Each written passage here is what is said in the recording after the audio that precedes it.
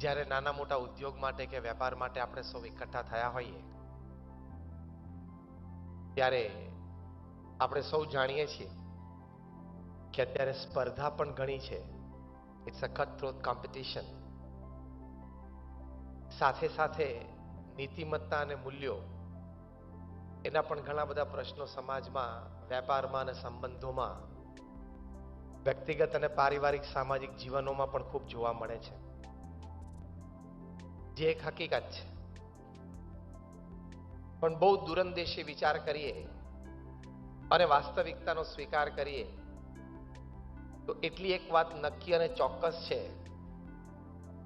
કે નીતિમત્તા અને પ્રામાણિકતાથી કોઈ વાત વિશેષ નથી. કદાચ અનૈતિક પ્રેક્ટિસીસ એટલે કે અનએથિકલ પ્રેક્ટિસીસ તમે બિઝનેસમાં કરો તો ઇનિશિયલી તમને થોડોક લાભ થતો એવું તમને જણાય.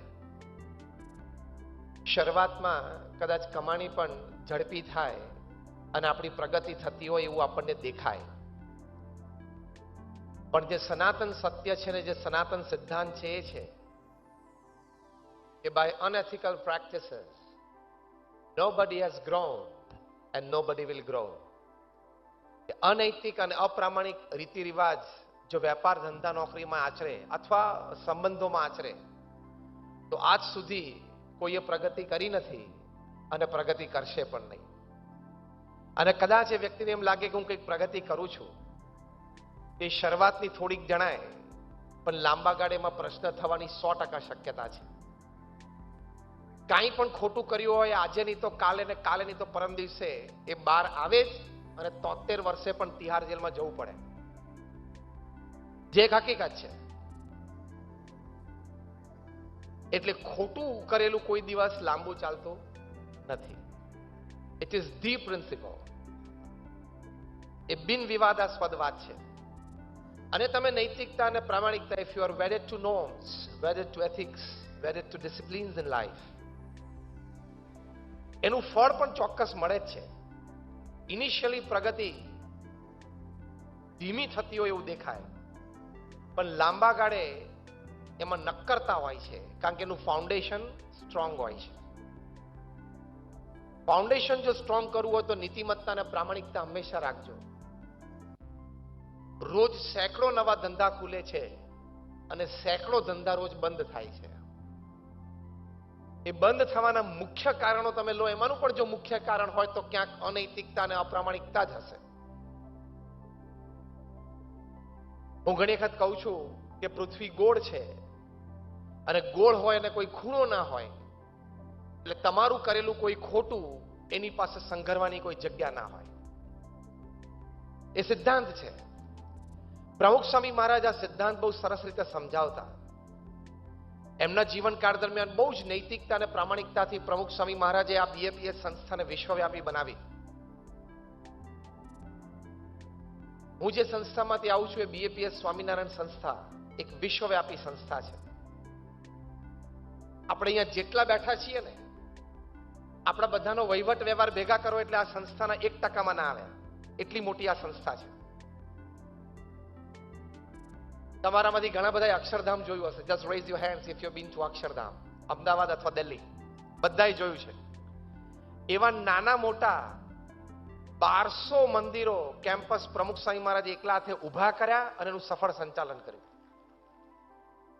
1200. ખાલી તમારા સુરતમાં કોઈક બિલ્ડરને પૂછજો તો ખરા 1200 જમીનો જોઈ છે. ખરીદવાની વાત તો પછી, 1200 જમીનોના સોદા કરવાની વાત તો પછી આવે અને સોદા કર્યા પછી એની ઉપર બાંધકામની વાત ત્રીજી આવે. બાંધકામ કર્યા પછી સંસ્થા ચલાવવી એ ચોથું આવે અને સંસ્થા ચલાવવા માટે પ્રામાણિક અને સમર્પિત માણસો મળે પાંચમી વાત આવે. ભૂલથી તો કોઈક સુરતના બિલ્ડરને પૂછજો કે 1200 જમીનો ઉપર પગ મૂક્યો છે ખરો એને? Pramukh Swami Maharaj was a one man organization, એક વ્યક્તિ સંસ્થા. આ તો 1200 એ સાથે સાથે 110 હોસ્પિટલ, હોસ્ટેલ, સ્કૂલ અને કોલેજ ઊભી કરી અને એનું સફળ સંચાલન કર્યું. તમારા એક દીકરાને પણ ધંધામાં લાવવો અને એને ધંધો શીખવાડવો એ પણ તમારી માટે એક ચેલેન્જ છે ને. અમને 1100 જણાને પ્રમુખ સ્વામી મહારાજે દીક્ષા આપી અને એમની સંસ્થામાં ફૂલ ટાઈમ સેવામાં જોડ્યા. આ ચેલેન્જ એવડી મોટી કહેવાય. સંસ્થા તો કદાચ ઊભી થાય, પણ સંસ્થાને ચલાવવા માટે સમર્પિત માણસો મળવા એટલે એ પ્રમુખ સ્વામી મહારાજ એમના જીવનમાં ખૂબ પ્રામાણિકતા અને નૈતિકતા રાખી.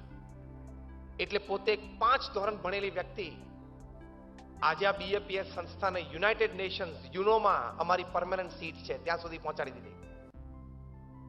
અને તમે જે અક્ષરધામ જોયું દિલ્હી 110 એકર છે, અમેરિકામાં અત્યારે 265 એકર ઉપર અક્ષરધામ બને છે, જે 2022માં મહંત સ્વામી મહારાજ ઇનોગ્રેટ કરશે. ત્યારે એક હિન્દુ સંસ્કૃતિનું વૈશ્વિક ધામ બનશે. અને એટલું મોટું અત્યારે જ્યારે હું તમારી સાથે વાત કરી રહ્યો છું, આજની તારીખની વાત છે, 4000 થી પણ વધારે કારીગરો કામ કરે છે સાઇટ્સ ઉપર.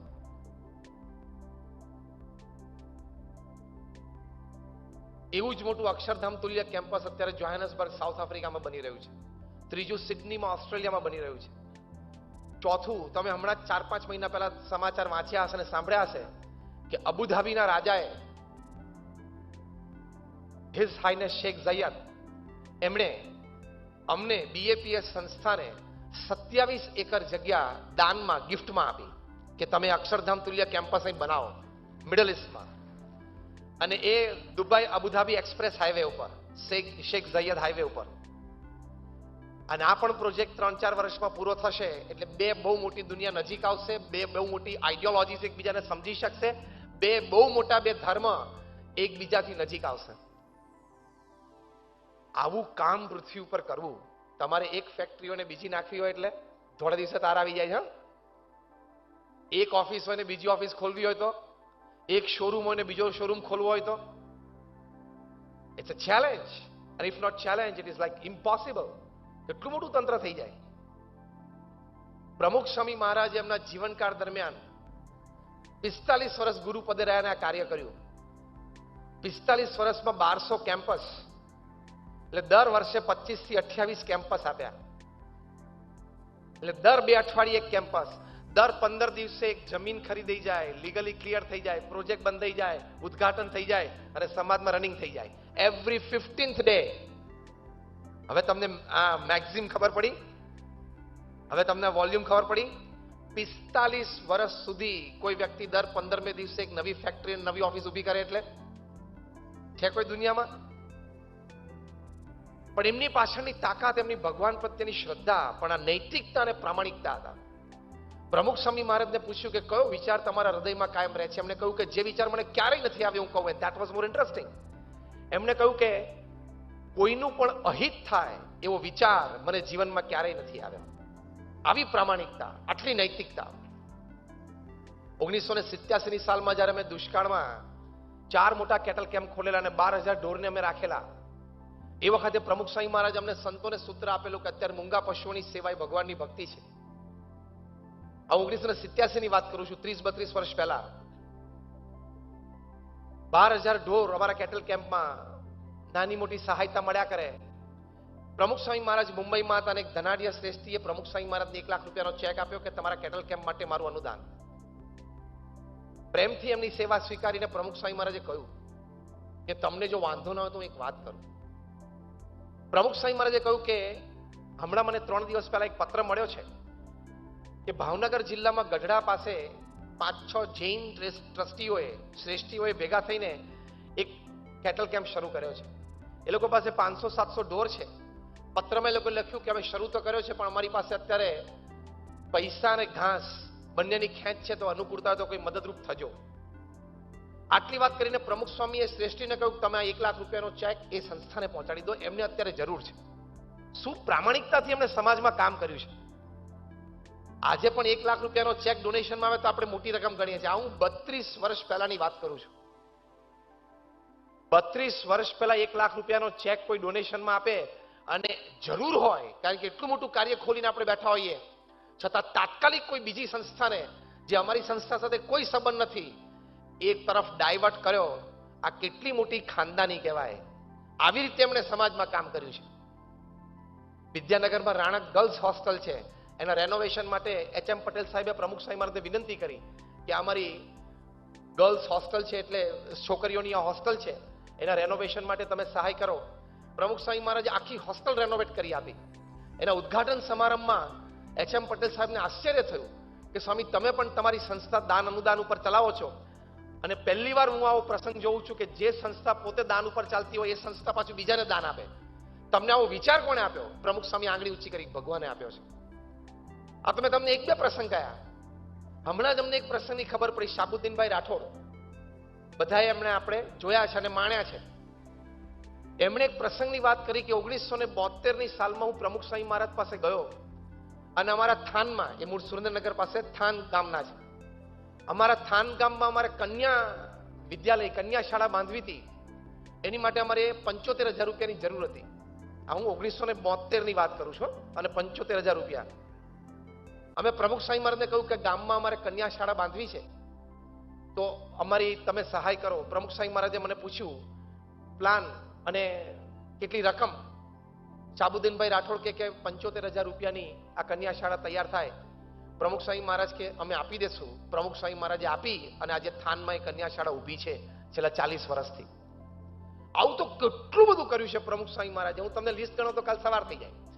પણ મારે કહેવું છે એટલા માટે કે એક વ્યક્તિ જો નીતિમત્તામાં, પ્રામાણિકતામાં, નિસ્વાર્થ ભાવે કરવાની શરૂઆત કરે તો કઈ કક્ષા સુધી કરી શકે છે. તો એની માટે તમે બધા નાના મોટા વેપાર ધંધામાં જોડાયા છો. બહુ જ એક સુંદર ઇન્ટ્રોડક્શન તમને આપવું છે કે હું જે નીતિમત્તા, પ્રામાણિકતાની વાત કરું છું ને, જે રીતે વેપાર ધંધો થવો જોઈએ. તો સ્ટીફન કોવી નામના એક બહુ જ મોટા મેનેજમેન્ટ ગુરુ થઈ ગયા. એમને પુસ્તક લખ્યું છે 7 habits of highly effective people, એટલે કે અતિ અસરકારક વ્યક્તિત્વ ધરાવતી વ્યક્તિઓની 7 આદતો. પોતે હાર્વર્ડ યુનિવર્સિટીમાં પ્રોફેસર હતા. 3000 થી પણ વધારે સક્સેસફુલ બિઝનેસમેનનો એમને સર્વે કર્યો છે, વાર્તાલાપ કર્યો છે, ઇન્ટરવ્યુઝ લીધા છે, એમની લાઈફ હિસ્ટ્રી સમજ્યા છે, જોયું છે, અને પછી એમણે આ પુસ્તક લખ્યું છે જે ન્યુયોર્ક ટાઈમ્સમાં બેસ્ટ સેલર ઘણા અઠવાડિયા સુધી રહ્યું. એ પણ એક વિશ્વ વિક્રમ છે. અને આ વ્યક્તિઓ ખાલી ધંધામાં સફળ એવું નહીં, પિતા તરીકે, પુત્ર તરીકે, ભાઈ તરીકે, કોઈ વિમેન એન્ટરપ્રેનર કે બિઝનેસમેન હોય તો માતા તરીકે, બહેન તરીકે, પત્ની તરીકે, પડોશી તરીકે, મિત્ર તરીકે, બધી રીતે બધા રોલમાં successful in all walks of life, in all Rolls of life. એવી 3000 વ્યક્તિઓનો ઇન્ટરવ્યુ લઈ અને સ્ટીફન કોવીએ આ પુસ્તક લખ્યું છે કે આ લોકોના જીવનમાં આ 7 આદતો મને જોવા મળી, જેને કરીને એ લોકોને વ્યક્તિગત, પારિવારિક, વ્યવસાયિક, સામાજિક અને somebody even કે રાજકારણની જીવનમાં એમને સફળતા મળી. આ પુસ્તક દુનિયાના 25 થી 30 ભાષાઓમાં રૂપાંતરિત થયેલું છે, ટ્રાન્સલેટ થયેલું છે. અને જ્યારે વર્ષો પહેલાની વાત કરું ત્યારે એમની કોપી ઉપર લખેલું કે 28 મિલિયન કોપી સોલ્ડ, એટલે 3 કરોડ કોપી સોલ્ડ થઈ. આ તો હું દાયકાઓ પહેલાની વાત કરું છું. એ 7 આદતો કઈ જે આપણે બધાએ નાની મોટી રીતે આપણા જીવનમાં થોડી બતાવશે હશે જ, પણ વધારે દ્રઢ કરવા માટે, થોડી વધારે ઊંચાઈ ઉપર જવા માટે, તો પહેલી આદત લખે છે બી પ્રોએક્ટિવ. એટલે શું? પ્રતિકૂળ પરિસ્થિતિમાં સાનુકૂળ પ્રતિભાવ આપવો. બહુ જ સરસ આદત છે આ. તમને વેપાર ધંધામાં ખૂબ આગળ લઈ જશે. પરિસ્થિતિ અને સંજોગો પ્રતિકૂળ હોય, જે વ્યક્તિઓ સાથે તમે કામ કરતા હો અથવા જે વ્યક્તિઓ તમારી સાથે જીવનમાં હોય, એ કદાચ પ્રતિકૂળ પ્રસંગો ઉભા થયા, પણ એ વખતે સાનુકૂળ પ્રતિભાવ આપવો. એવી જ વ્યક્તિઓ મહાન બની છે. તમે જલ્દી ઇરિટેટ થઈ જાઓ, ફ્રસ્ટ્રેટ થઈ જાઓ, ગુસ્સામાં આવી જાઓ, કંઈક બોલી બેસો, કંઈક કહી બેસો, એ સફળ વ્યક્તિઓની આદત નથી. જો તમને નોકરી ધંધા માટે ખૂબ મહેનત કરો અને દોડો એવું તો બધા કહે છે, દોડો ને મહેનત કરો ને સંબંધો વધારો ને, એ બધી કોમન વાતો છે. I am giving you fine tuning. એ તો બધા કરે છે. Every donkey runs, he doesn't become a horse. દરેક ગધેડો દોડે જ છે, પણ એ ઘોડો નથી બનતો. એમાં બધી સૂક્ષ્મ વાતો છે, ફાઇન ટ્યુનિંગ છે. એ તમને જુદી કક્ષાએ, it tax you into a different sphere, એક જુદા વર્તુળમાં તમને લઈ જાય છે. તો પ્રોએક્ટિવ છે, પ્રતિકૂળ પરિસ્થિતિમાં સાનુકૂળ પ્રતિભાવ. જ્હોન ડી રોકફેલર હતા, જે દુનિયાના સૌથી પ્રથમ અબજોપતિ બનેલા, અને ડોલર બિલિયનર, રૂપી બિલિયનર નહીં. ડોલર અબજોપતિ પૃથ્વી ઉપર વ્યક્તિ પહેલી જે બની જેડી રોકફેલર, એમની ઓઇલ કંપની હતી. એક દિવસ એવો પ્રસંગ બન્યો કે કર્મચારીની ભૂલથી લગભગ $2 મિલિયન ખોટ ગઈ. આ હું 60ના દાયકાની વાત કરું છું. આજે પણ $2 મિલિયન એટલે શું રકમ થઈ? આ 60ના દાયકાની વાત છે. $20 લાખ. જેડી રોકફેલર સીએમડી કંપનીના એમને આ પ્રસંગની ખબર પડી. એમણે આખી બેકગ્રાઉન્ડ હિસ્ટ્રી પ્રસંગનો મંગાવ્યો ઇન્ટરનલ સર્વે કરીને, અને એમની પાસે ટેબલ ઉપર આખો રિપોર્ટ આવ્યો. એટલે એમણે એક કર્મચારીને બોલાવ્યા. એટલે પેલા કર્મચારીને એમ થયું કે હવે મને ફાયર કરશે, મારા પક્ષ અને બોનસીસ પણ મને નહીં મળે, એટલે મારે તો નોકરી ગઈ. બહુ ધ્રુજતા એ રોકફેલરની ઓફિસમાં આવ્યા અને ઉભા રહ્યા. રોકફેલર એમને ચેર ઓફર કરી, બેસો. રોકફેલરના મૂડ અને આવકારથી એમને થયું કે સાહેબ એટલા ગુસ્સામાં તો નથી, કદાચ નોકરી બચી પણ જાય. પ્રતિકૂળ પરિસ્થિતિમાં સાનુકૂળ પ્રતિભાવ. પછી પાણી આપ્યું, કમ્ફર્ટ આપ્યું. પછી ડ્રોવર ખોલીને ચિઠ્ઠી કાઢી અને એ ચિઠ્ઠીમાં રોકફેલર વાંચવા માંડ્યા કે તમે છેલ્લા આટલા વર્ષોથી કંપનીમાં કામ કરી રહ્યા છો, તમે કંપની માટે આટલા પ્રોજેક્ટમાં ખૂબ સારું યોગદાન આપ્યું છે, તમારા નાના મોટા નિર્ણયોથી કંપનીને આટલો લાભ થયો છે, તમારી વર્ષોની જે પ્રામાણિકતા છે, કંપની અને સિદ્ધાંતો પ્રત્યેની જે વફાદારી છે, એ જોતા મને આ $2 મિલિયન ખોટ કાંઈ જણાતી નથી, એમ કરીને ચિઠ્ઠી ફાડી નાખી. આ સામાન્ય પ્રસંગ નથી. આપણે તો આપણા કર્મચારી સહેજ નાની ભૂલ કરે તરત ગધેડો થઈ જાય છે, તરત બુદ્ધિ વગરનો થઈ જાય છે. તમારા સુમધુર કંઠે એમને આ શબ્દો સાંભળવા મળે. પેલા કર્મચારીએ કહ્યું કે sir, but I did make a mistake. મારે તો મોટી ભૂલ તો થઈ જ ગઈ છે મારાથી.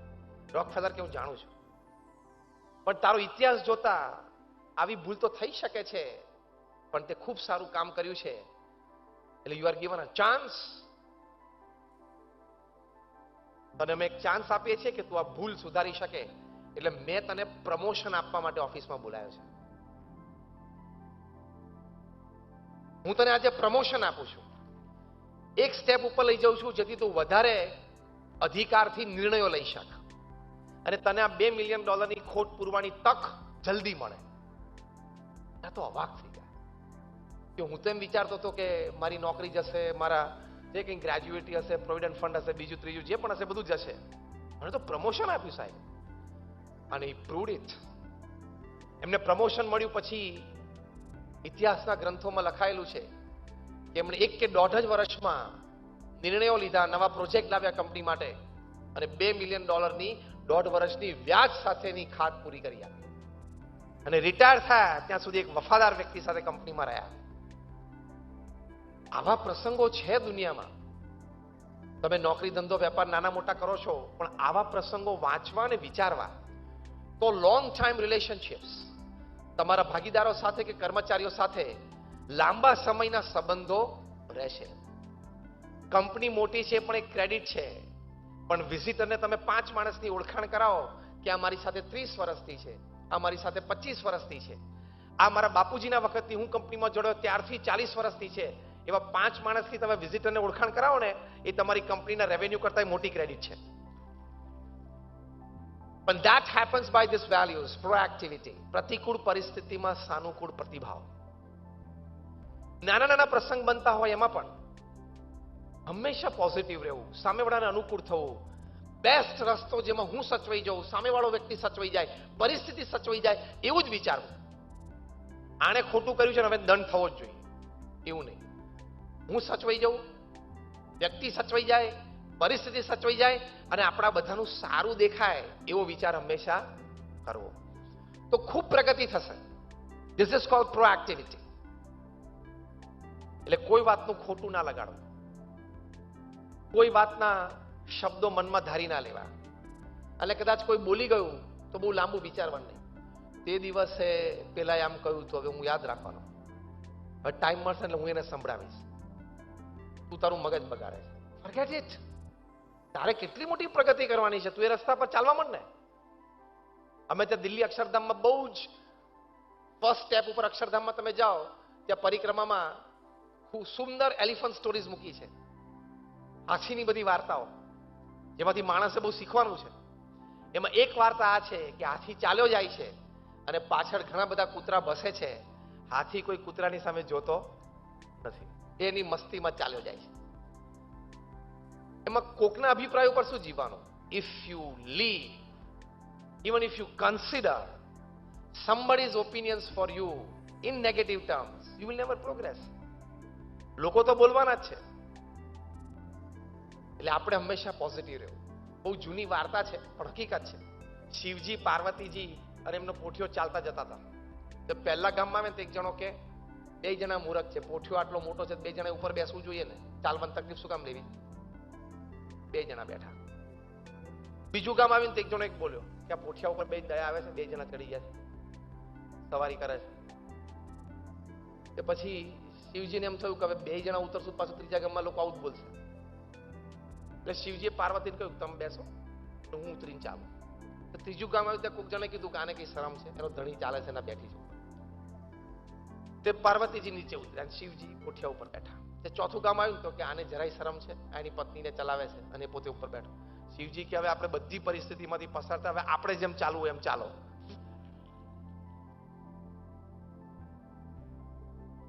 તમે જે કરશો એમાં લોકો બોલશે, જે કરશો ને એમાં લોકોને કંઈક કોમેન્ટ છે. એની કરતા આપણે તપાસી લેવાનું કે હું નીતિમત્તા અને પ્રામાણિકતાની દ્રષ્ટિએ am I right? If you are right, go on. તમે સાચા હો, કોઈનું નુકસાન ના કરતા હો, તમે નીતિમત્તા પ્રામાણિકતાના માર્ગ ઉપર ચાલતા હો, ભગવાનનો ડર રાખીને ચાલતા હો, કોઈનું નુકસાન ના કરતા હોય, કોઈને ઓફેન્ડ ના કરતા, it's fine. He is he, I am I, okay. તો એ પ્રોએક્ટિવિટી થોડી મનમાં રાખી અમે ખાલી ફાઉન્ડેશન આપ્યું. પ્રમુખ સ્વામી મહારાજના જીવનમાં જબરદસ્ત પ્રોએક્ટિવિટી હતી. પ્રમુખ સ્વામી મહારાજની 1985માં લંડનમાં સુવર્ણ તુલા થયેલી.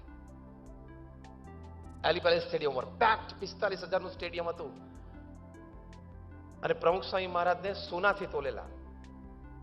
એ બધું જ પ્રમુખ સ્વામી મહારાજે એક આઉન્સ પણ રાખ્યું નહીં અને મેડિકલ કોલેજ આખી મધ્ય ગુજરાતમાં કે હતી નહીં, એ કરમસદમાં ઊભી થઈ ગઈ. એ લોકોએ સીટ ઓફર કરી કે તમે મુખ્ય ડોનર છો તો તમે આટલી સીટ રાખો. પ્રમુખ સ્વામી કે અમારી એક પણ સીટ પણ ના જોઈએ, કારણ કે પછી એમાંથી ઝઘડા થાય.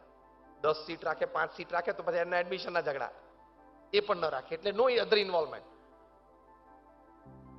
પણ એના બીજા જ દિવસે એક વ્યક્તિ પ્રમુખ સ્વામી મહારાજને મળવા માટે આવ્યા અને બેફામ ગાળો બોલવા માંડ્યા, મોઢે જ તુકારે. મુખ્ય કારણ એ હતું કે તમે ભણેલા ગણેલા યુવાનોને દીક્ષા આપીને સાધુ બનાવો છો તો ભવિષ્યમાં સમાજમાં ડોક્ટર, એન્જિનિયર, ચાર્ટર્ડ એકાઉન્ટન્ટની ખોટ આવશે. એટલે જેટલા છે એટલા તો નોકરી આપ પેલા. એમ મને 15-20% એમને ફરે છે.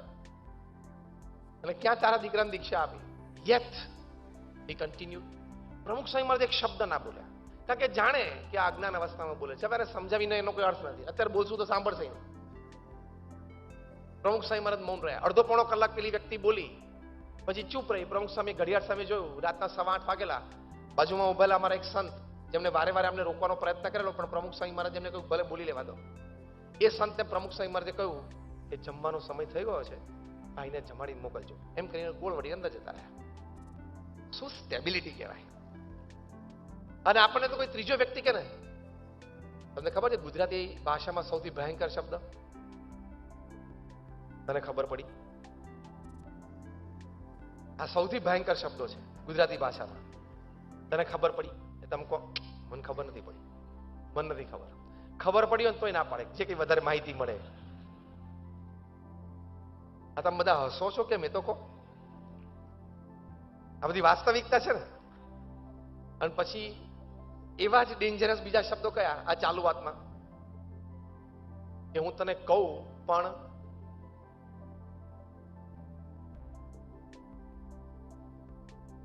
પણ તારે કોઈને કહેવાનું નહીં. કેમ એવું કે? કારણ કે એનું ઘણું બધું મીઠું મરચું, જેટલું તમે ફૂડ ઇન્ડસ્ટ્રીમાં સ્પાઇસ નાખો છો ને, મસાલા, એટલા મસાલા એને અંદર નાખવા છે. એટલે અંદર એટલા મસાલા નાખી અને પછી તમને વાત કરે છે. તમે આપણે માની, આપણે એટલા કાચા કાનના છીએ ને, 20 વર્ષની આપણી મિત્રતા કોઈની સાથે હોય ને કોઈ ત્રીજી વ્યક્તિ આવીને આપણને ફાંટ પડાવી હોય ને, થોડી મિનિટોમાં પડાવી શકે. સ્થિર રહેવું જોઈએ એ વખતે. એટલે આ તો પ્રોએક્ટિવિટીનું ફાઉન્ડેશન છે. તો જો પ્રતિકૂળ પરિસ્થિતિમાં સાનુકૂળ પ્રતિભાવ આપવો, સ્થિરતા રાખી.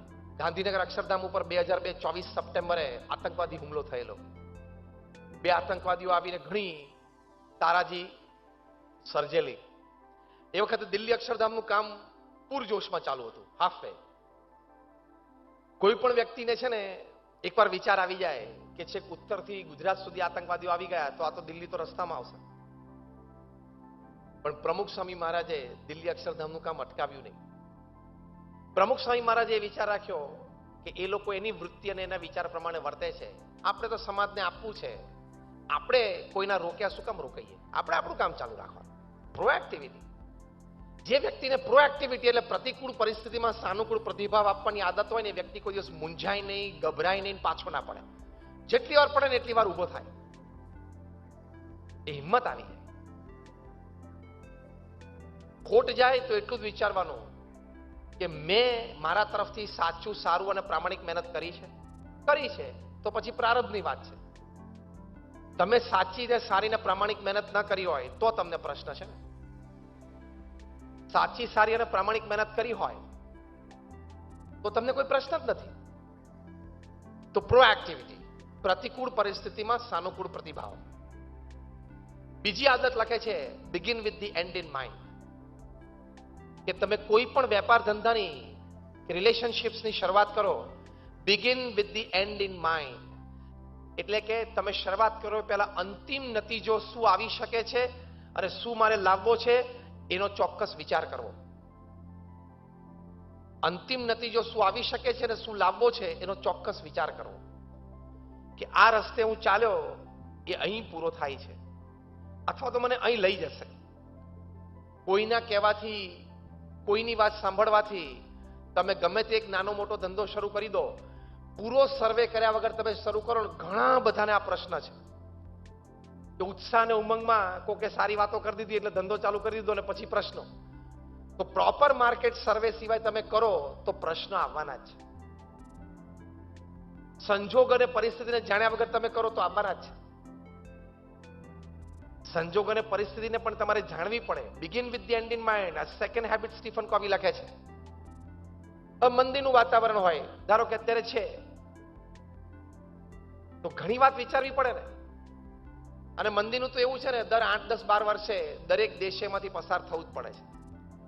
પછી એ ત્રીજા વિશ્વનો કોઈ દેશ હોય કે અમેરિકા જેવી મહાસત્તા હોય, 8, 10, 12 વર્ષની એની એકવાર સાયકલ છે જ. એમાં કોઈ સુધારી શકે એમ છે નહીં. એ સાયકલમાંથી એને પસાર થવાનું જ હોય. તમે એમ કહો કે આખો દિવસ ધંધો વધ્યા જ કરે, જીડીપી વધ્યા જ કરે, તો that is not going to happen. સ્વીકારો, એક્સેપ્ટ કરો કે મંદી હોય. મંદી ના જ આવી જોઈએ, it is a wrong concept. America જેવી મહાસત્તા કે ડેવલપ કન્ટ્રીઝ હોય, એ લોકો પણ એમાંથી પસાર થાય છે. શરીર તંદુરસ્ત હોય તો તમે વિચારો છો કોઈ દિવસ તાવ આવવો જ ના જોઈએ, એવું બને છે? મને શરદી પણ ના થવી જોઈએ. ભાઈ શરદી થાય, તાવે આવે, ટાઇફોઇડ થાય, કિડની ફેલ થાય. એમ વેપાર ધંધો છે, મંદી આવે એ રૂટીન જ છે. નાના મોટા પોઝિટિવ મેજર્સથી થોડોક એમાં ફેર પાડી શકાય છે, બાકી એમાંથી પસાર તો થવું જ પડે. તો એ બધા સંજોગો, પરિસ્થિતિ જોઈને begin with the end in mind. તો કોઈ દિવસ તમે પ્રશ્ન ના થાય. જ્યારે લંડનમાં પ્રમુખ સ્વામી મહારાજને ભવ્ય મંદિર કરવું હતું, જે આજે રીડર્સ ડાયજેસ્ટે લખ્યું છે કે it is the 8th wonder of the world, દુનિયાની 8મી અજાયબી છે. 1995માં એનું ઉદ્ઘાટન થયું. 94ની સાલમાં, 1 વર્ષ પહેલા, ત્યાંથી ટ્રસ્ટીશ્રીએ પ્રમુખ સ્વામી મહારાજને ફોન કર્યો કે સ્વામી, અત્યારે મંદી સખત છે લંડનમાં, રિયલ એસ્ટેટ 100 ના 60 ઉપર બોલે છે. 100 રૂપિયામાં લીધું હોય એ અત્યારે 60 રૂપિયા થઈ ગયા છે. એટલે સેવાનો ફ્લો પણ ઓછો છે, નૈવત જેવો છે. તો અત્યારે આપણે આવતા વર્ષે મંદિરની પ્રતિષ્ઠા કરશું, પણ જે 5000 માણસ બેસે એવો હવેલી છે એ આપણે, એટલે કે હોલ છે, પછી સેકન્ડ ફેઝમાં કરશું. પ્રમુખ સ્વામી મહારાજે તરત વાત કરી, સ્વામી કે વાસ્તવિકતાનો આપણે સ્વીકાર છે, પણ આ બધી વાસ્તવિકતાની ચર્ચા કરીને આ પ્રોજેક્ટ માટે પથ્થર ક્યાંથી આવશે, માણસ ક્યાંથી આવશે, લાકડું ક્યાંથી આવશે, કારીગર ક્યાંથી આવશે, બધું જ મેં વિચારી રાખ્યું છે. અને પછી પ્રમુખ સ્વામી મહારાજ આખો આઈડિયા ડિસ્ક્લોઝ કર્યો, જે વાસ્તવિકતામાં મિટિંગોમાં પહેલા ચર્ચિત હતો. પ્રમુખ સ્વામી મહારાજ ત્યાં પધારે, પોતે એક્સ્ટ્રા પુરુષાર્થ આપ્યો આ પ્રોજેક્ટને વેગવંતો કરવા માટે. અને એમના વિચાર પ્રમાણે 1995માં મંદિર પણ ઉદ્ઘાટિત થયું, જેમાં સુંદર ભારતીય સંસ્કૃતિનું દર્શન પ્રદર્શન છે. આજે લંડનની કોઈ સ્કૂલ બાકી નથી કે જેના છોકરાઓ ત્યાં આવ્યા ના હોય, કોઈ કોલેજ બાકી નથી. પણ begin with the end in mind. તમે કોઈ પણ પ્રોજેક્ટની શરૂઆત કરો તો શું શું તકલીફો આવી શકે છે એ પણ લખવું પડે. It should be in black and white. સામે આ પ્રશ્ન આવે તો મારી પાસે આ એનો ઉપાય છે એ પણ લખી રાખવો પડે. સમજીએ કે આખો રોડ ન દેખાય, પણ તમે ગાડીમાં બેઠા પછી હેડલાઇટ ચાલુ કરો તો 15 ફૂટનું તો દેખાવું જોઈએ કે નહીં?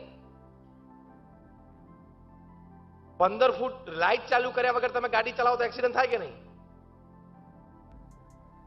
અને જેમ જેમ ગાડી આગળ ચલાવો તેમ તેમ લાઇટ આગળ ચાલે. એમ થોડોક તો અંદાજ રાખવો જોઈએ ને.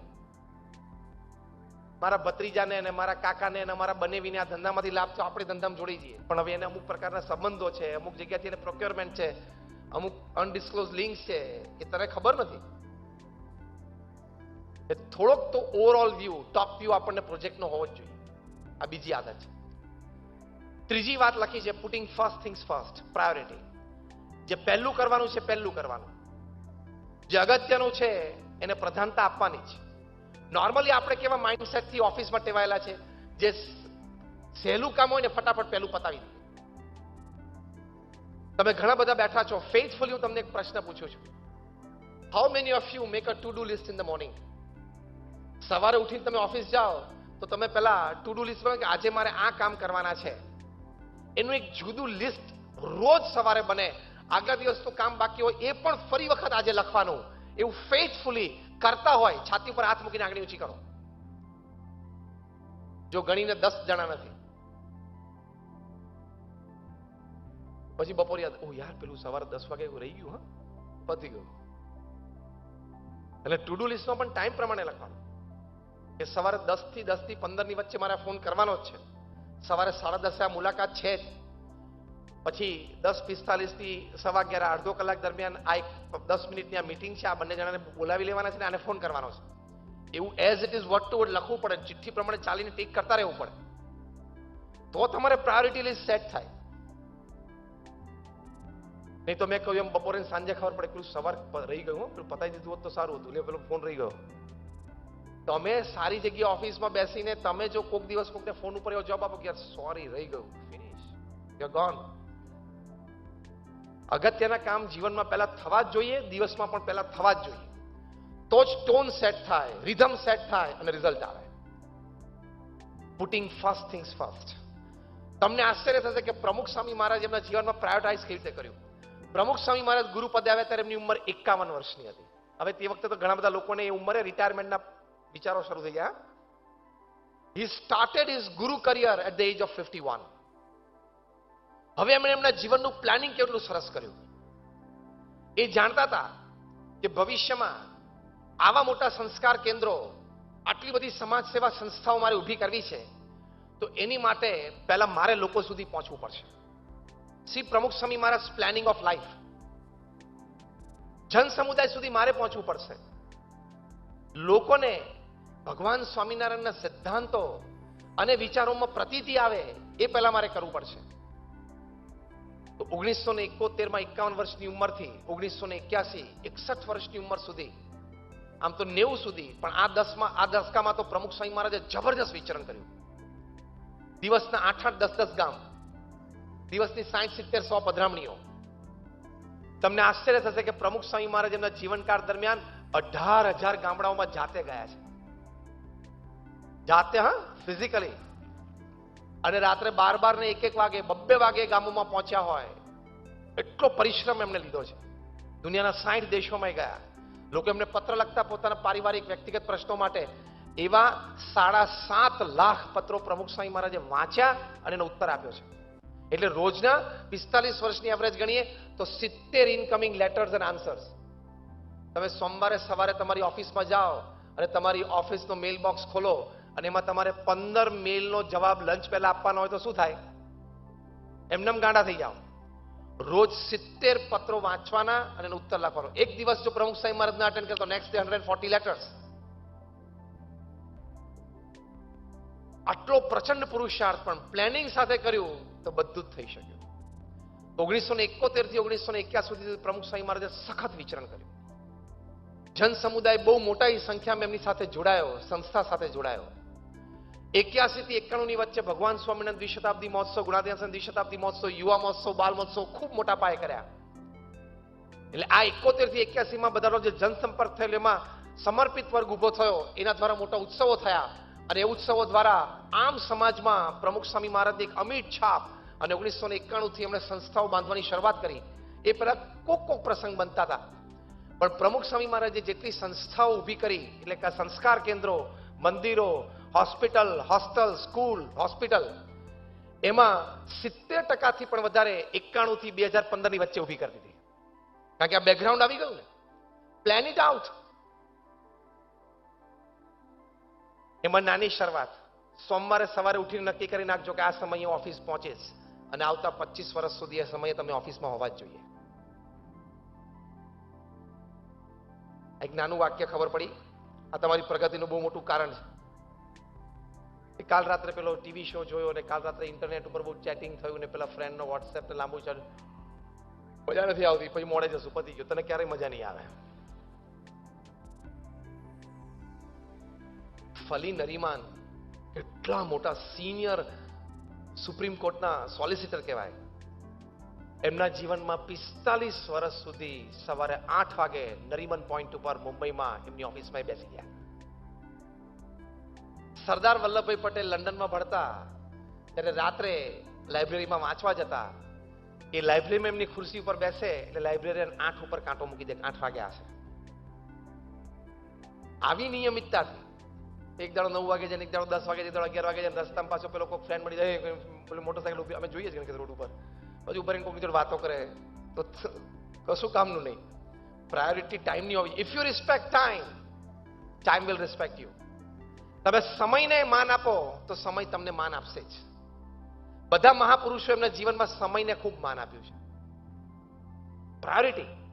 1990 ની સાલમાં 70 વર્ષની ઉંમરે પ્રમુખ સ્વામી મહારાજ રાત્રે 10 વાગે કોયમ્બતુર, તામિલનાડુમાં રેલવે સ્ટેશન ઉપર પહોંચ્યા બોમ્બે આવવા માટે.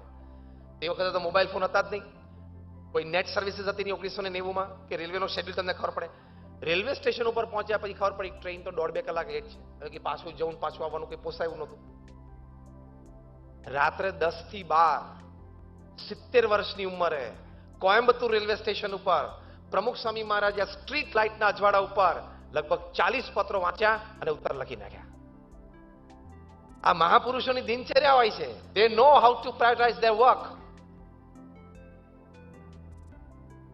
એ ત્રીજી આદત છે. ચોથી આદત છે થિંક વિન વિન. આ બિઝનેસ માટે બહુ જરૂરી છે. Think win win. You also win, I also win. તમે પણ જીતો, હું પણ જીતું. તમે પણ નફો કરો, હું પણ નફો કરું. તમે પણ પ્રગતિ કરો, હું પણ પ્રગતિ કરું. તમે પણ આનંદથી જીવો, હું પણ આનંદથી જીવું. કોઈનું લઈ લઉં, લૂંટી લઉં, મૂર્ખ બનાવું, એ હવે આજના જમાનામાં ચાલવાનું નથી. It is open market. Second, information highway internet છે. થર્ડ, બધા જ ક્વોલિટી કોન્શિયસ છે. એટલે કોઈ વ્યક્તિને તમે લાંબા સમય સુધી છેતરી શકશો નહીં. અને એકવાર તમારી માર્કેટમાં ઇમેજ બગડી, આ વ્યક્તિની ક્વોલિટીમાં કોમ્પ્રોમાઇઝ છે, એ તમને ટ્રસ્ટ પાછો મેળવી શકશો નહીં. 10 વર્ષ, 20 વર્ષ, 30 વર્ષનો ટ્રસ્ટ છે એ હાથમાંથી જતો રહે. એટલે થિંક વિન વિન માટે બેઝિક છે, don't compromise with quality. Second, don't compromise with your commitment. તમે જે કમિટમેન્ટ સમયનું આપ્યું હોય. પ્રમુખ સ્વામી મહારાજ અમારા બધા જ મંદિરોના કોઠારી સંતો, જે મુખ્ય એડમિનિસ્ટ્રેટિવ સંતો હોય, એમને એક બહુ સરસ સલાહ આપી છે. કારણ કે સ્વામિનારાયણ મંદિરમાં નગારા, તગારા અને પાવડા 24 કલાક ચાલુ હોય. કોન્સ્ટન્ટ એટલી બધી પ્રવૃત્તિઓ ચાલતી હોય. પ્રમુખ સ્વામી મહારાજે અમારા બધા જ વહીવટી મુખ્ય સંતોને માર્ગદર્શન આપેલું છે કે તમે કોઈક વ્યક્તિને 30મી તારીખે પેમેન્ટ કરવાનું કીધું હોય, કે મંદિર તરફથી તને આ પેમેન્ટ, એને કંઈ બાંધકામનું હોય, લેબર હોય, કોન્ટ્રાક્ટ હોય, કોન્ટ્રાક્ટર હોય, કે ભાઈ અમે 30મી તારીખે તને પેમેન્ટ કરી દેશું. પ્રમુખ સ્વામી મહારાજે કહ્યું કે 30મી તારીખે તમે કીધું હોય અને તમે 30મી તારીખે પેમેન્ટ કરો એટલે તમે સોનાના.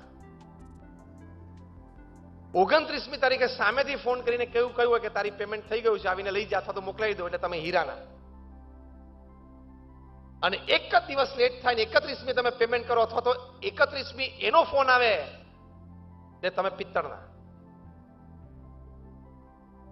આ પ્રમુખ સ્વામી મહારાજે સલાહ અને માર્ગદર્શન આપેલું છે. કમિટમેન્ટ, જે તમને કમિટમેન્ટ આપ્યું છે એ કમિટમેન્ટ તમારે પૂરું તો કરવું જ પડે. અને એટલે જ મહાપુરુષો મહાપુરુષ હોય છે.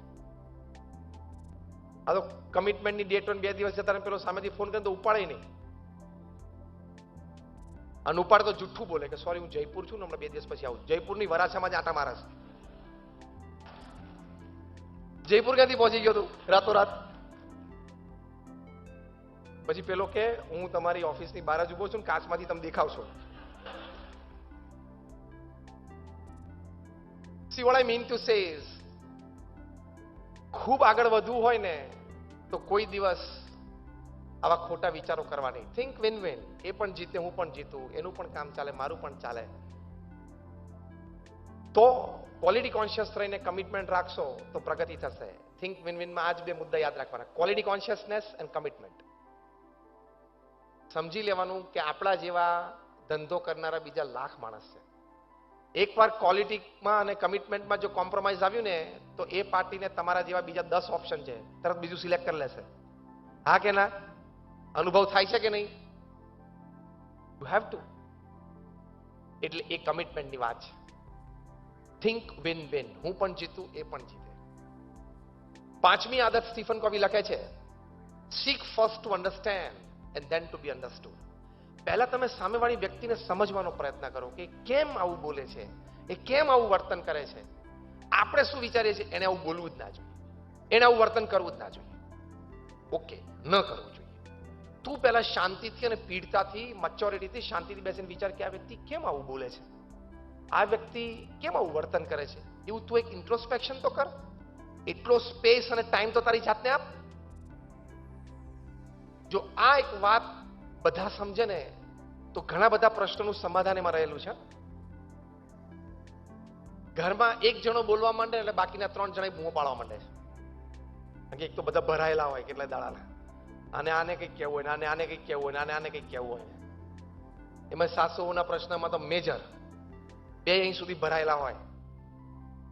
એટલે એક વાતની શરૂઆત થાય એટલે તરત બીજા બોલવા માંડે. પણ થોડો વિચાર કરવો જોઈએ. તો seek first to understand and then to be understood. આ બહુ જ મોટો સિદ્ધાંત છે. આ સ્ટીફન કોવી આ પુસ્તકમાં લખે છે. પ્રમુખ સ્વામી મહારાજ એક વખત ન્યુયોર્કમાં હતા, પોતે ભોજન કરી રહેલા. તમને આશ્ચર્ય થશે કે 3 ટંકના ભોજન દરમિયાન પ્રમુખ સ્વામી મહારાજ સ્થાનિક મંદિરોની પ્રવૃત્તિનો રિપોર્ટ સાંભળતા, અથવા કોઈ બાળકો કિશોરને કંઈક વાર્તા કહેવી હોય, કંઈક પ્રવચન કરવું હોય, સ્પર્ધાઓમાં કંઈક જીતી લાવ્યો હતી, બધી રજૂઆતો એમના ભોજનકાળ દરમિયાન થતી. એટલે એમના ભોજનનો સમય એમણે ખૂબ ઉપયોગ કર્યો છે. ન્યુયોર્કમાં, અમેરિકામાં લગભગ 1988ની સાલની વાત, પ્રમુખ સ્વામી મહારાજ ભોજન રહી રહેલા અને એક બાળકે પ્રવચનની શરૂઆત કરી. પ્રમુખ સ્વામી મહારાજ એમને રિસ્પોન્સ પણ આપ્યો, સ્માઇલ પણ આપી. પછી વચ્ચે ચાલુ પ્રવચન હતું ને એક સંત આવ્યા. સાંજે જે કાર્યક્રમ હોલમાં હતો એ બાબતે કંઈક સૂચન હતું, માર્ગદર્શન લેવાનું હતું. સ્વામી એની સાથે વાતમાં પરવા પેલા નાના બાળકને જરાક ઓછું આવ્યું હશે એટલે એને પ્રવચન બંધ કરી દીધું, વચ્ચે બેસી ગયો. વાર્તાલાપ પૂરો થયો એટલે પાછું પ્રમુખ સ્વામી મહારાજ એની સામે જોયું અને પરિસ્થિતિ પારખી ગયા અને કહ્યું કે કેમ તે પ્રવચન બંધ કરી દીધું? પેલો બાળક આમ રિસાયેલા મોઢે કે કોઈ સાંભળતું નથી, હું શું બોલું? કોઈ એટલે બીજા બધા તો 15-25 જણા બેઠા હતા તો સાંભળતા હતા જ, પણ એનો ભાવ હોય કે પ્રમુખ સ્વામી મહારાજ પોતે સાંભળે. વિધાઉટ અ સેકન્ડ્સ ડિલે, એક ક્ષણના પણ વિલંબ વગર પ્રમુખ સ્વામી મહારાજે હાથ જોડીને બાળકની માફી માંગી અને કહ્યું કે સોરી, ફરી વખત આખું પ્રવચન કર, હું સાંભળું. એ પરિસ્થિતિ અને વ્યક્તિને સમજવાનો તો પ્રયત્ન કરવો જોઈએ ને, કે વ્યક્તિ કેમ આવું બોલે છે અને કેમ આવું વર્તન કરે છે. આપણે એક જ ચર્ચા હોય કે આવું બોલવું જ ના જોઈએ, આવું વર્તન જ ના કરવું જોઈએ. ભાઈ ના કરવું જોઈએ, પણ તું તો એક વિચાર તો કરો કેમ કરે છે. તો seek first to understand and then to be understood. એવી રીતે કર્મચારીઓને પણ તમારે પહેલા એને સમજવાનો પ્રયત્ન કરવો જોઈએ. કર્મચારીઓ પણ મેનેજમેન્ટને પહેલા સમજવાનો પ્રયત્ન કરવો જોઈએ. એટલે એગ્રીમેન્ટ્સ એને હંમેશા રિસ્પેક્ટ આપો. મેનેજ યોર એગ્રીમેન્ટ્સ બહુ સરસ મેનેજમેન્ટનો એક સિદ્ધાંત છે. Manage your agreements not people. આપણે હંમેશા કંઈક રીતે લોકોના એડજસ્ટમેન્ટમાં ફરીએ છીએ. પહેલા જે એગ્રીમેન્ટ થયું છે એને સંપૂર્ણ માન આપવાનું છે. તો આ એક અગત્યની વાત છે. seek first to understand and then to be understood. પહેલા સામેવાળી વ્યક્તિને સામે ઉભો એક દિશામાં આવી જઈએ. આ ઉત્તર અડધો ખોટો છે. ઉત્તર એમ છે, હા બોલો, that is the right answer. પહેલા તમે તમારી જગ્યા છોડીને સામે જાઓ, એ રાઈટ આન્સર છે. બંને એક જગ્યા આવી જવાનું એ સાચો જવાબ છે, પણ પાછો અડધો ખોટો છે. બંને એક જગ્યામાંથી કોણ પોતાની જગ્યા છોડશે? હું સાચો છું, પેલો કે હું સાચો છું. ફર્સ્ટ એને સમજવા માટે તમે એના સ્થાને જાઓ, પછી તમે એને કહો કે તારી વાત સાચી છે, ગ્રાઉન્ડ ઉપર 6 લખેલું છે. પછી પ્રેમથી એનો હાથ પકડીને તમારી પોઝિશન પર લાવો, એ પણ કે 9 લખેલું છે. કોરલેન્સ પ્રશ્ન પૂરો થાય છે. તમે સીએમડી ની ઓફિસમાંથી સીએમડી ની ચેર ઉપરથી ઊભા થઈને એકવાર તો મેનેજરની ખુરશી ઉપર બેસો, એટલે એના પ્રશ્ન ખબર પડે. મારે આટલું ટર્નઓવર જોઈએ છે, વાત સાચી, પણ એને એકવાર શાંતિથી અડધો કલાક સાંભળો તો ખરા. એને એકવાર અડધો કલાક સાંભળો તો ખરા કે પ્રશ્ન છે. આપણું ટર્નઓવર સાઉથમાં કેમ ઘટ્યું? પણ સાઉથમાં 2 લોકલ કંપની આ પ્રોડક્ટ બનાવવાની શરૂઆત કરી. યસ ઓર નો? હું સિમ્પલ એક્ઝામ્પલ આપું છું. તો seek first to understand. અને ઘણી વખત તો પ્રશ્નમાં એવું હોય છે ને કે આપણે વઢી કાઢીએ, બોલી કાઢીએ, ઝઘડો કરી લઈએ, પાછળથી હકીકત ખબર પડે તો કે લે એમ હતું શું, લે પતી ગયું, લે. પણ હવે લે કરવાનું શું? Done is done. It cannot be undone even if you go to London. થઈ ગયું એ થઈ ગયું, પતી ગયું. એટલે આ એક 5મી વાત લખી છે. 6ઠ્ઠી વાત, સિનર્જી. આ બહુ નવો શબ્દ એમને સ્ટીફન કોવીએ કોઈન કર્યો. એનર્જી એટલે શક્તિ, આગળ એસ લગાડી દીધો. સિનર્જી એટલે શું? 2 કે 2 થી વધારે વ્યક્તિ સાથે મળીને કંઈક કાર્યને આદરે વિચારી સમજીને સાથે આવ્યા હોય, પછી સીએમપી બને, કોમન મિનિમમ પ્રોગ્રામ. કારણ કે મતભેદ તો રહેવાના. કોમન મિનિમમ પ્રોગ્રામ ઉપર સાથે આવીને સાથે કામ કરે, એમાંથી એક સારું પરિણામ પ્રાપ્ત કરે. એ પરિણામનો જે આનંદ આવે, એ આનંદમાંથી જે સંપ શક્તિ ઉત્પન્ન થાય અને એ શક્તિ દ્વારા ફરી વખત પ્રોજેક્ટ કરવો જેવું નક્કી થાય, એને સિનર્જી કહેવાય. એ સંપની શક્તિ છે. એક જૂની કહેવત છે, 1 Indian equal to 3 Japanese, 2 Indian equal to 1 Japanese and 3 Indians equal to 0. હવે ફોર્મ્યુલા તમને સમજાવું, બહુ સમજવા જેવી ફોર્મ્યુલા છે. 1 Indian equal to 3 Japanese. 2 Indians એટલે એકચ્યુઅલી કેટલા જાપાનીઝ થવા જોઈએ? 6 નહીં, 1 Japanese. And 3 Indians is equal to 0. એ શું? એક ભારતીય હોય ને એ 3 જાપાનીઝ જેવું કામ કરી શકે એટલી ક્ષમતા છે. પણ 2 ભેગા થાય ને એટલે ખેંચતાણમાં 1 જાપાનીઝ જેટલું જ કામ થાય. અને 3 ભેગા થાય ને ગયું.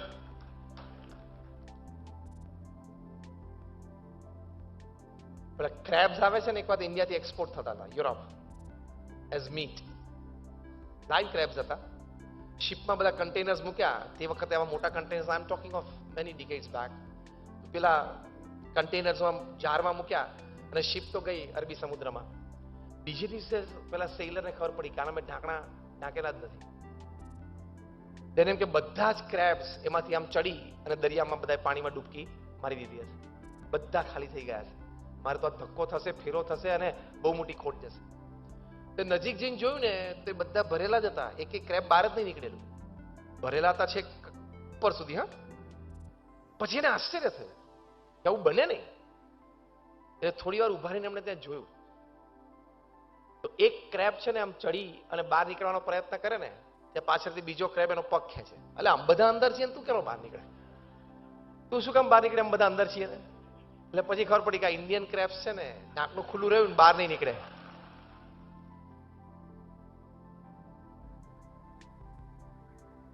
તમને ખબર પડી તો કે શું? આપણા કાકાનો દીકરો ભાઈ છે ને, નવી મર્સિડીઝ લાવ્યો. હે, કેમ લાવ્યો? કેવી રીતે લાવ્યો? એ બધી ચર્ચામાં તું તારું મગજ શું કામ બગાડે છે? તારે હમણાં અડધો કલાક પછી ઓફિસ પહોંચવાનું છે, તું પહોંચી જા. તારે 1 કલાક પછી આ મીટિંગ છે એની તૈયારી કરી નાખ. બીજાની ચિંતા. નવરા બેઠા એટલે બારી ખોલે, સોસાયટીમાંથી સ્કૂટર પસાર થાય કોના ઘરે જાય? તારે ચા પીવડાવવાની. Am I right or not? This is mentality. કોના ઘરે જાય છે? ક્યાં ઉભું રહ્યું? પાછો 2 કલાક પછી બહાર નીકળે ને, એટલે મહેમાન 2 કલાકથી એને ત્યાં બેઠા છે, પણ હવે એના મહેમાન છે, એને ત્યાં બેઠા છે. તારે ક્યાં એને ચા પાણી નાસ્તો કરાવવાના છે? અને તારા ઘર પાસે ક્યાં પાર્કિંગ કરી નાખ્યું છે? એટલી બોગસ શક્તિઓ આપણે વાપરી કાઢીએ એટલે સિનર્જી ઊભી ન થાય. એ સંપત્તિ થોડી કામ કરવું પડે તો એ સિનર્જી છે. તમને આશ્ચર્ય થશે, પ્રમુખ સ્વામી મહારાજે કેવડા મોટા મોટા આ બધી સંસ્થાઓ, અમારા યુવાન સંતો હોય 28, 30, 32 વર્ષના હોય, એના સંપૂર્ણ વિશ્વાસે એમને વહીવટી પ્રમુખ ત્યાં નિમીને આ બધી સંસ્થાઓ ચલાવી. તો વિશ્વાસ મુકતા શીખવાનો. થોડું કામ શીખવાડીએ, ભૂલ થાય, ભૂલથી શીખશે અને થોડું આગળ વધે તો એ સિનર્જી ડેવલપ થાય. અને છેલ્લી વાત, શાર્પન ધ સો. સો એટલે કરવત. એમાં સ્ટીફન કોવી લખે છે કે તમને કોઈ હાથમાં કરવત આપે અને પછી એમ કે લાકડું કાપો અને તમને ખબર પડે કે જે કરવત છે એની અણી બુઠ્ઠી છે અને તમને 3 કલાકમાં લાકડું કાપવાનું કહ્યું હોય તો સીધી કરવત લઈને લાકડા કાપવાની શરૂઆત કરાય નહીં. લાકડું કપાતું જાય પણ ધાર બુઠ્ઠી છે એટલે સમય વધારે લાગશે, પરિશ્રમ વધારે પડશે. જો એના કરતા અડધો પોણો કલાક કાઢીને પહેલા જો ધાર અણીદાર કરી નાખો તો પછી લાકડું જલ્દી કપાશે. બહુ સામાન્ય દ્રષ્ટાંત આપ્યું છે એમણે, પણ એમાં બહુ સરસ વાત કરી છે કે તમારી કરવત એટલે શું? આ તમારું બોડી છે, એ તમારું પહેલી કરવત છે.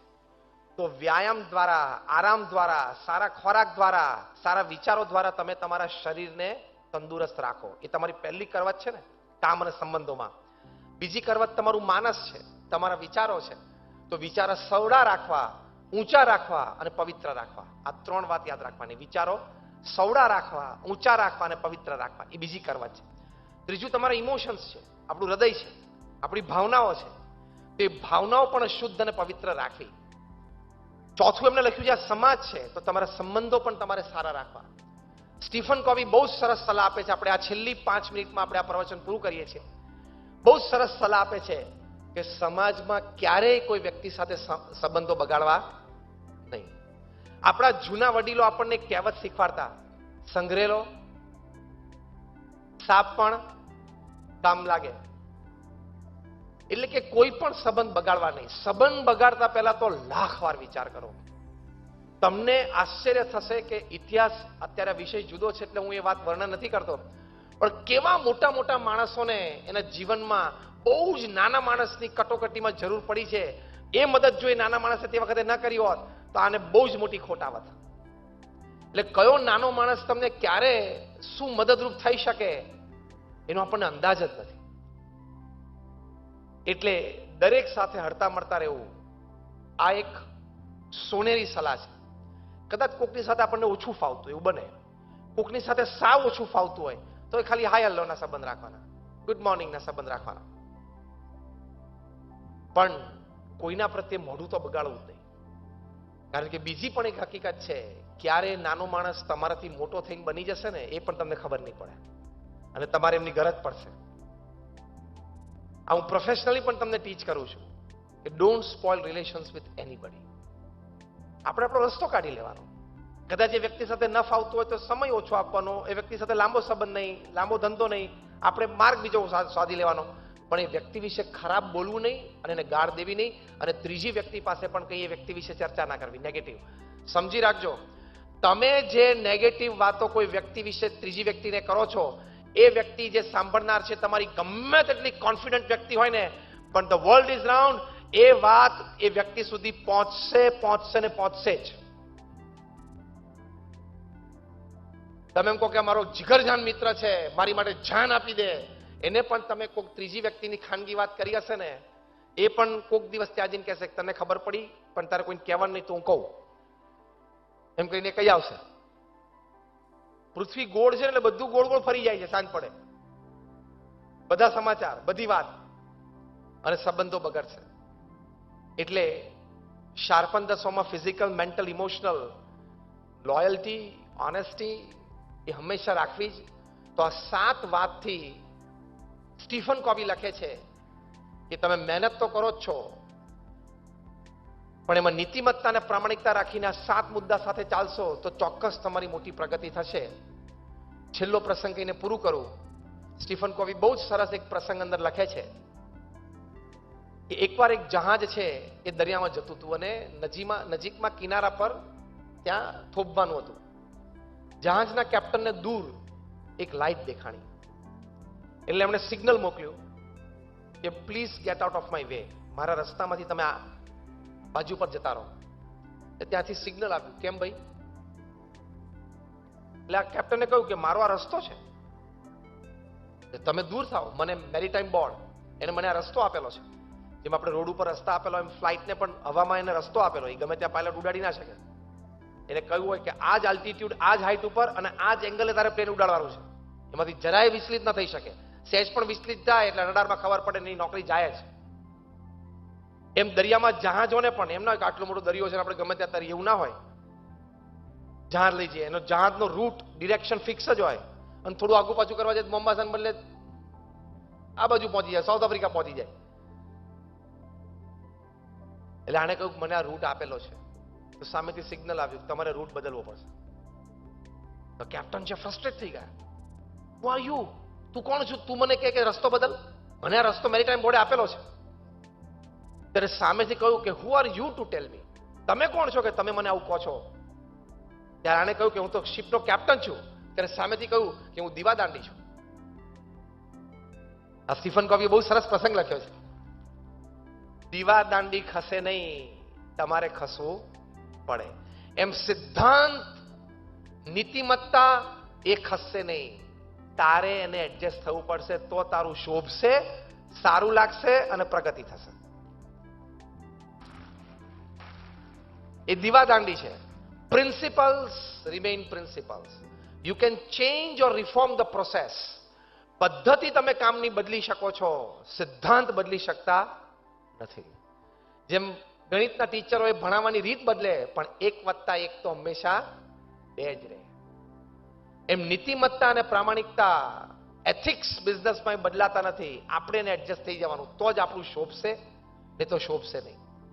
તો આ 7 વાતો છે એ આપણે આપણા જીવનમાં દ્રઢ કરીએ તો ઘણા બધાને એવોર્ડ મળી શકે છે. 5, 15, 25 ને નહીં, ઘણાને મળી શકે છે. પ્રગતિ બધાની થશે. ઇન શોર્ટ, પ્રોએક્ટિવ, પ્રતિકૂળ પરિસ્થિતિમાં સાનુકૂળ પ્રતિભાવ, begin with the end in mind. અંતિમ પરિણામ શું ઈચ્છિત છે અને શું થઈ શકે છે એ મનમાં ધૈર્યપૂર્વક અને ખૂબ સિરિયસ વિચારીને પછી જ કામની શરૂઆત કરવી. ત્રીજું, putting first things first, priority. ચોથું, થિંક વિન વિન. એ પણ જીતે, હું પણ જીતું, એ પણ કમાય, હું પણ કમાઉં, એ પણ પ્રગતિ કરે, હું પણ પ્રગતિ કરું, એ પણ સુખી થાય, હું પણ સુખી થઉં. Fifth, seek first to understand and then to be understood. પહેલા સામેવાળી વ્યક્તિને સમજવાનો પ્રયત્ન કરો, પરિસ્થિતિને સમજવાનો પ્રયત્ન કરો, પછી એ વ્યક્તિ મને સમજે એવો વિચાર રાખો અથવા તો આગ્રહ રાખો. સિક્સ્થ, સિનર્જી, સંપ શક્તિ, એમાં ખૂબ તાકાત રહેલી છે. તો જેટલો કોમ્પ્રોમાઇઝિંગ નેચર તમે ડેવલપ કરશો લાઈફમાં, સામેવાળી વ્યક્તિને અનુકૂળ થવાનો પ્રયત્ન કરશો તો એ વ્યક્તિ પણ તમને અનુકૂળ થવાનો પ્રયત્ન કરશે, સમજશે. પણ કાયમ દરેક વ્યક્તિએ મનમાં ધારી લે કે મારા મન પ્રમાણે અને મારા મનના ધાર્યા પ્રમાણે જ બધું થાય, તો એ થવાનું નથી. ઘરમાં નથી થતું, 40 વર્ષના લગ્ન બી થાય છે.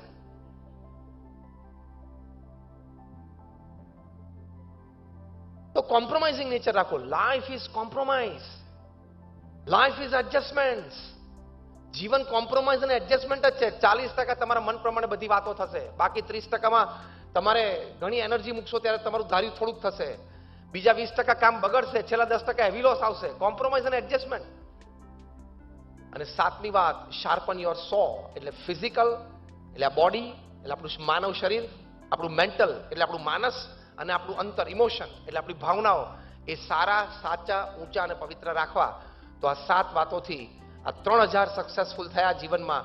આજે તો લાખો પણ થયા હશે, આપણે પણ થઈ શકીએ એવી આપ સૌને વિચાર અને ભાવનાઓ રહે એવી આજે અમે પ્રમુખ સ્વામી મહારાજ અને અમારા ગુરુવરી મહંત સ્વામી મહારાજના ચરણોમાં પ્રાર્થના કરીએ છીએ. સૌને જય Swaminarayan and many prayers for all of you. આપ સૌ માટે ખૂબ પ્રાર્થના છે.